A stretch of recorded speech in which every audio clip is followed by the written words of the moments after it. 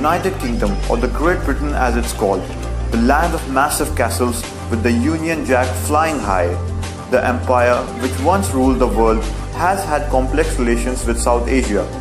The South Asian population comprises of nearly 5.7% of England's population. The 21st century's UK is heavily influenced by the South Asian culture in many aspects of the daily life. Over the years, South Asian population has gone on to become one of the biggest ethnic minorities in the UK.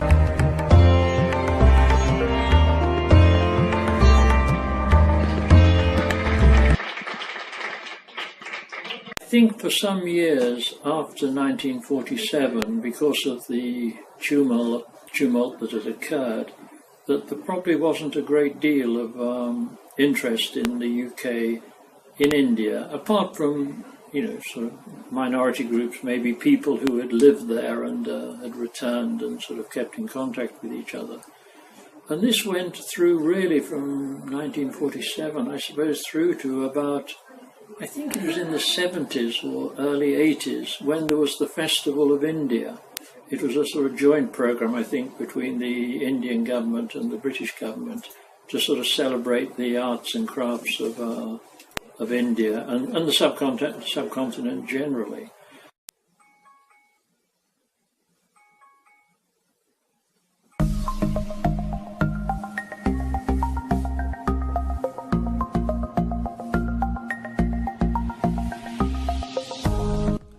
I'm an Indian student studying here in the United Kingdom. I have quite a bit of my family living here in the UK. I studied in an English school all my life, thus a lot of what I wear, what I eat, what I sing might be British. But culturally, I'm an Asian, I'm an Indian. And there are many like me in the UK. They are called the Brit Asians. My name is Han Singh, and I'll be taking you to a journey around the UK where I'll tell you more about the people who are my kind. So, the starting point of this journey, which is going to take us all around the United Kingdom, happens to be Norfolk. Now, I know what you might be wondering. Why Norfolk? Does this place even have a South Asian population? And well, yeah, you are quite right about it. Amongst the 900,000 people that live in Norfolk, 96.5% happen to be predominantly white. So what South Asian connection does this place have? Well, you'd be interested to know quite an old one. In the year 1849, the famous Maharaja of India, Maharaja Dulip Singh, was exiled to the United Kingdom and was brought up over here under Queen Victoria's prime attention. Young Dulip Singh, I think who was in his teens, and because of the instability in the Lahore and the Punjab, and because Dulip Singh was becoming a focus for sort of insurrection, the British actually exiled him to England, where he became quite a favourite with Queen Victoria. And as he became older, he was given an estate in East Anglia, in Norfolk actually, at a place called Elverden. His grave has become quite a focus for the Sikh population in the UK, and most years there's a sort of people come, presumably on his birthday, to Thetford to pay homage at his tomb, and you'll see coming up the A11 from London and from the Midlands large numbers of Sikhs in cars and buses and coaches, all sort of making their way to Norfolk for this sort of annual event. So, I have got my cap on ready and we are all set to go for a journey. But before we go, as we are talking of Sikhs, Norwich also happens to have one more Sikh connection. Before we leave to other parts of the UK, check this story out. Gurdeep Singh runs this Indian takeaway shop in the Norwich city centre where you can have delicious chicken biryani, tikka curries and samosas. But Mr. Singh has one another identity as well. He also happens to be the Vice President of the local Gurudwara Trust. So right now we are in front of the Sri Ram Das Prakash Gurudwara, which is situated in Norwich and has been functioning since the year 2010. The Sikh families living in Norwich come here every Sunday to offer their prayers. Now we are going to go inside and talk to them about their experiences of living in Norwich and how does it feel to be a Sikh or an Indian living in Norwich.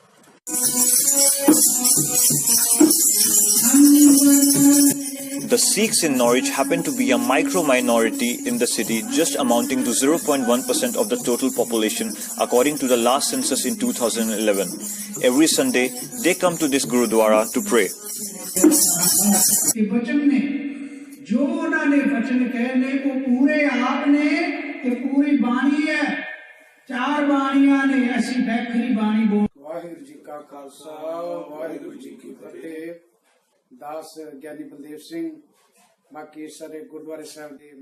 My name is Baldev Singh and I'm the head priest over here. Me and all other members of the Holy Gurudwara have gathered here today in large numbers to offer our prayers to Lord Guru Nanak. We have read our Holy Gurbani today and now we'll proceed to our langar. Langar is a concept among Sikhs where they offer free food to anyone and everyone as charity in the name of their spiritual almighty Waheguru.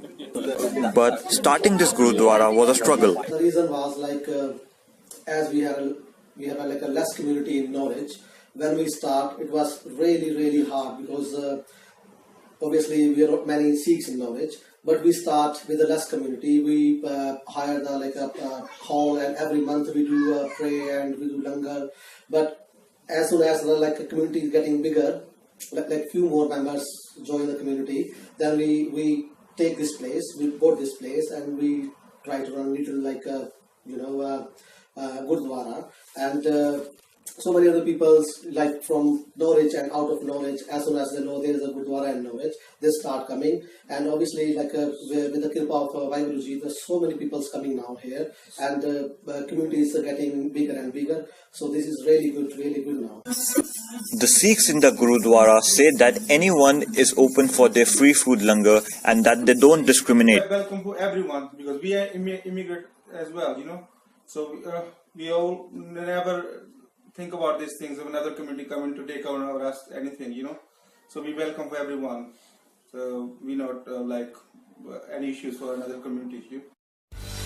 As I set off in my journey from Norwich, the first place I head to is one of the pockets in the UK which has a sizable South Asian population of 13.4%, West Midlands, Birmingham.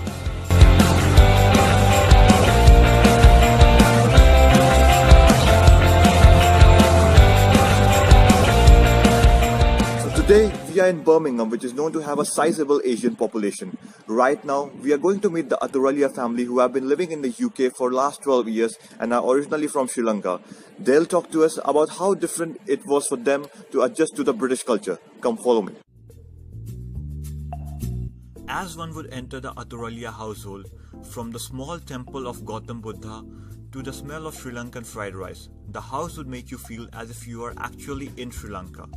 I get to enjoy their delicious food as I chat to them. Mahinda Aturalia, who drives a taxi in Telford, moved from Sri Lanka in the 1990s, first to Italy and then to the UK. He cites a better lifestyle for his move. Yeah, too much difference in the Sri Lanka and UK. UK is a medical free and everything free and very good. Sri Lanka is a poor country, third world country. That's why it's the most different one. Yamuna Baladurage, Mr. Aturalia's wife, has faced her own share of problems in moving to a culturally different country at a rather later age. It was not easy for the catch up the English language because we used our country in more than 17 years before, and then in Italy. We speak the language in Italian, and then came here. We have to learn the English language is take too difficult to us because the vocabulary is so and then but now he's speaking now he's catch up the lot. So Mrs. Aturalia, however, has tried her best to instill the Sri Lankan language and culture amongst her European-born kids. It's very difficult for me because the children's growing up here, and it's very different with the culture in here and the Sri Lanka. But I think sometimes because we speak in Sri Lankan language in here and culture, we traditionally to the temple, and normally I learn for them. Akash Aturalia, the eldest son of the family, grew up in the UK and calls it his home. But he too at times is reminded that his culture is a much different one.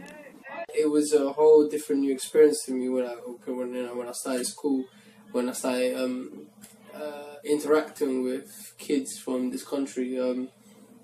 Whenever I go back home, it feels like, it's nice, like everyone's just like my brother and sister, but I feel like I'm a stranger in this country, so I just have to adapt. I guess Sri Lanka has been very more welcoming, but maybe I'm speaking from a biased point of view, because when I go back, I feel like it's my country, because I'm going to see, because it's my people from the same background, same culture, same language, people that look like me, so I feel more comfortable around there. So I feel like whenever I go back home, I feel at home. When I go back to Sri Lanka, I feel at home. After seeing the Aturalia family, I head to Cannock at the other end of Birmingham to see Dr. Prashant, an Indian origin doctor working for the NHS. As I travel around the region, the presence of South Asian community is quite visible. The South Asian community's contribution to the NHS is a rather sizable one, and it is said that currently almost 30% of the NHS workforce in the UK is from the South Asian countries. Dr. Prashant Singh tells us more. Currently, the doctors, as far as doctors are concerned, 1/3 of the medical workforce is from the Indian subcontinent. In order to understand the contribution of the Asians or people from Indian subcontinent in the NHS, you've got to take yourself back to 1970s, when NHS had almost collapsed and was almost brought to its knees. It took, particularly in deprived areas where as far as primary care was concerned, Rhondda Valley, South Wales, and it was there was a drive to actually bring doctors from Indian subcontinent to actually rescue the NHS. That generation is now coming close to its retirement or has already retired. So those voids are becoming obvious again, and we are facing the same challenges again. So the current NHS wouldn't be here without the contributions of the doctors from the Indian subcontinent, while we comprise 30% of the workforce there. The next stop in our journey is one of the leading global cities of the world and the capital of United Kingdom.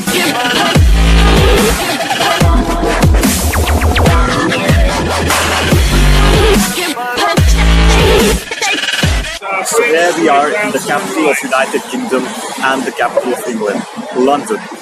Multicultural London as they call it. The South Asian flavor is in the very essence of the city. Being one of the more ethnically diverse cities in the Europe, this city has more than 300 languages spoken in it. London is known to have a sizable Asian population of 1.5 billion people. Right now, we are going to go to a locality in London which is predominantly South Asian, and there will be someone who's joining us. It is called as the mini India in the heart of London. The signboards, shops, the streets in Southall most definitely seem more like Punjab than England.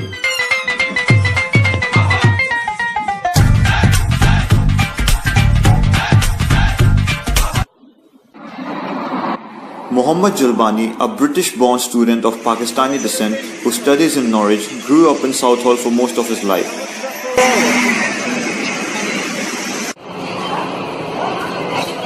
As we sit in a restaurant and enjoy spicy curry with parathas, we chat about Southall. Staying with family, or some nights on Eid. On Eid it's always quite busy. On Diwali it's quite busy. When there's the Sikh festivals, Sikh celebration days, they give out free food. It's quite a thing. big deal here, whereas if you go to another area, they won't be like that. Like in Norwich, it's not like that.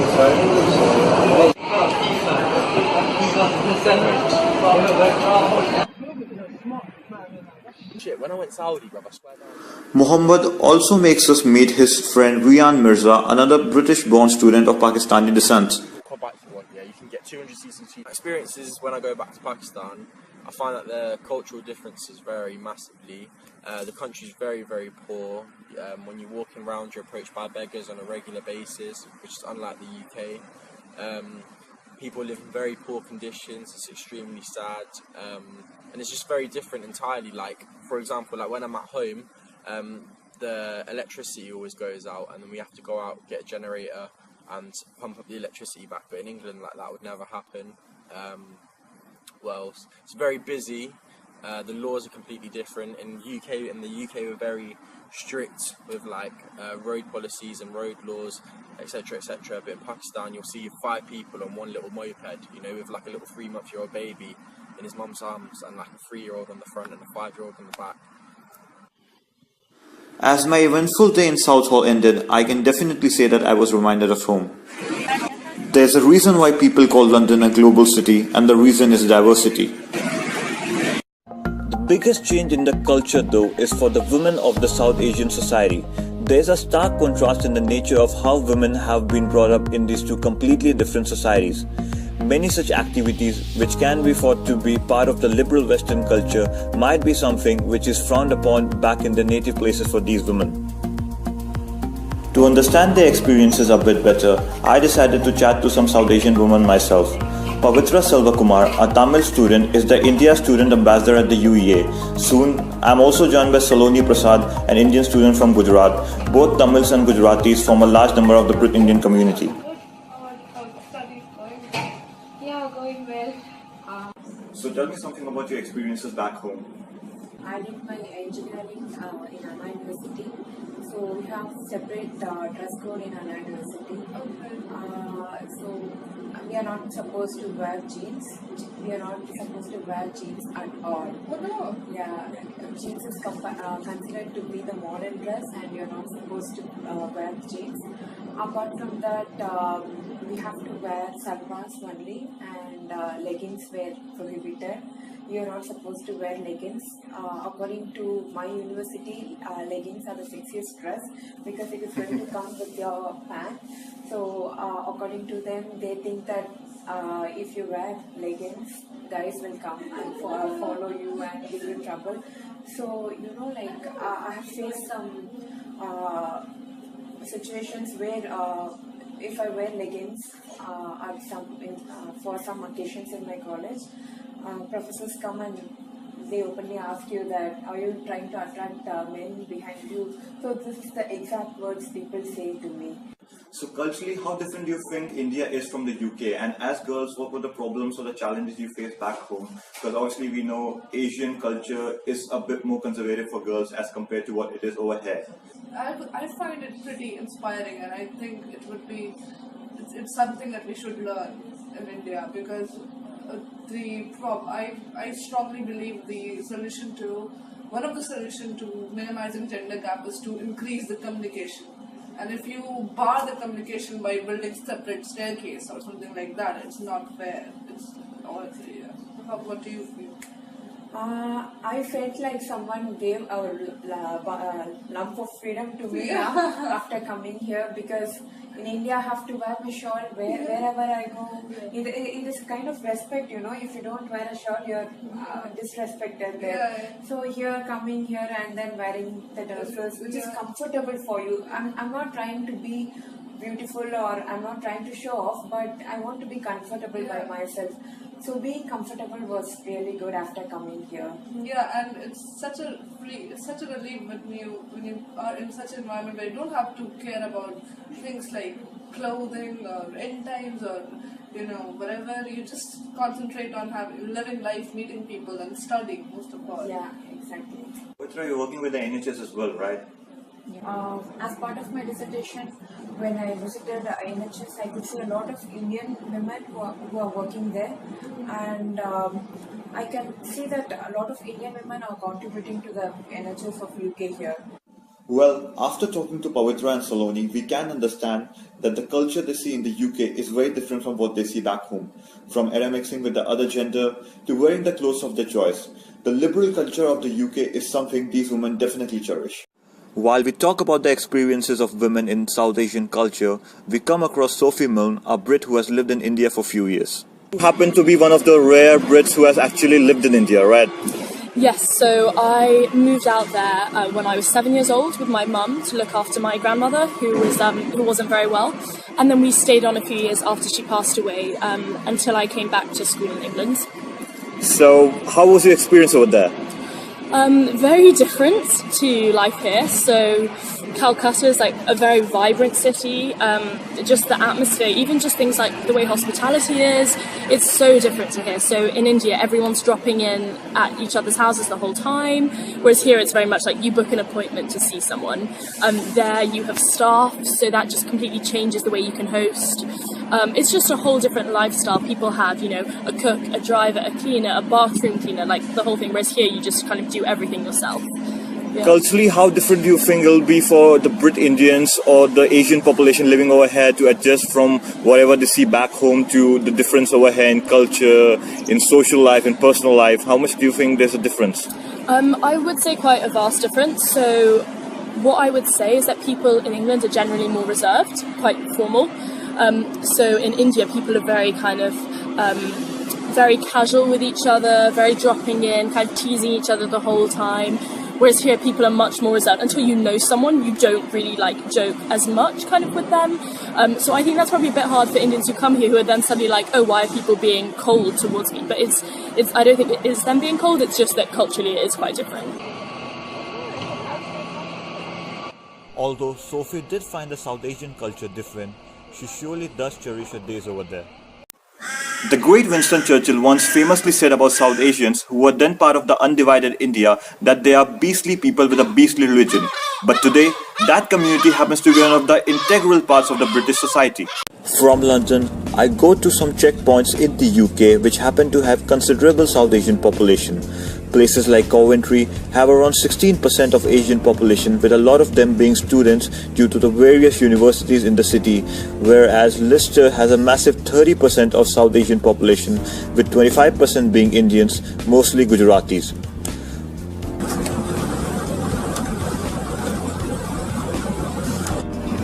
One thing which was very common in all these South Asian pockets was the presence of Indian restaurants all around. It is interestingly said though that 80% of these restaurants are actually run by Bangladeshis. The curry flavor is surely on the rise in the UK, and chicken tikka masala was recently declared as one of the national dishes of the country. Even the white population in the country is taking a liking to the curry dishes.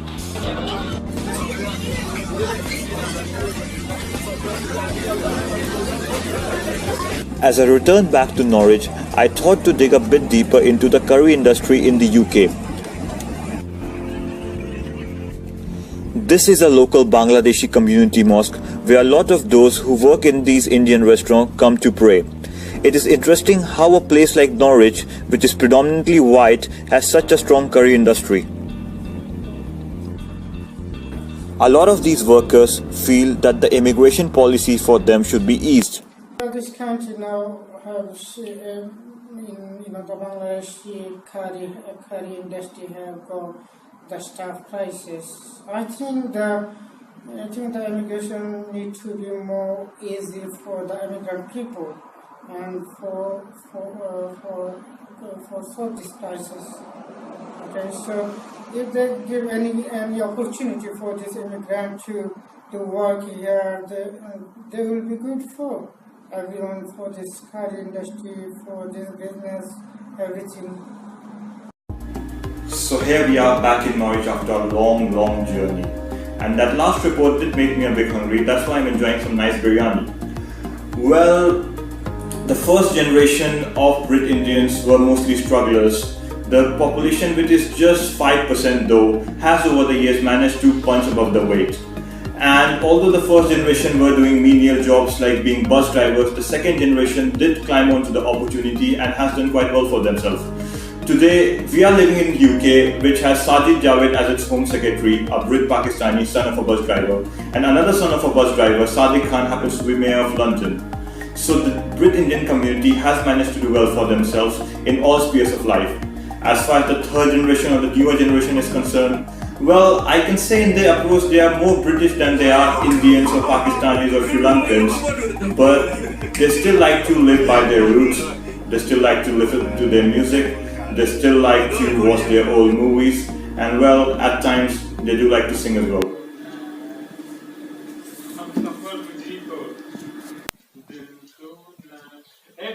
तुम क्या कर रहा है